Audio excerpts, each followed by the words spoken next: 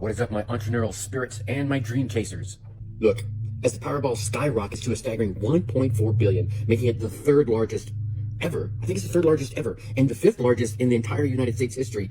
It's not just lottery tickets that are being scrutinized, but the tantalizing dreams of what if.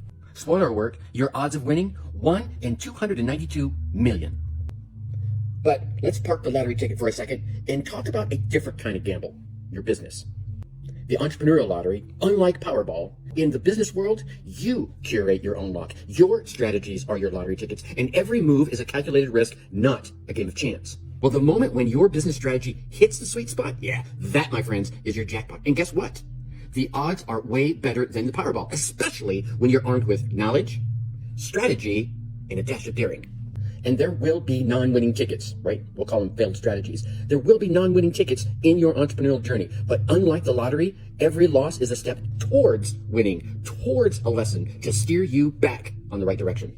Unlike the lottery, entrepreneurship is a continuous draw. Every day you get one chance to hit your jackpot, one chance to tweak, to pivot, to try again. And there's no waiting for the next big draw because you, my friends, you create it.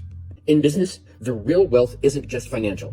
It's the relationships that you build, the lives that you get to impact, and the growth that you personally get to experience. It's a jackpot that just keeps growing. A podcaster, a digital entrepreneur, every episode, every content piece, and every product is a ticket. But here's the kicker.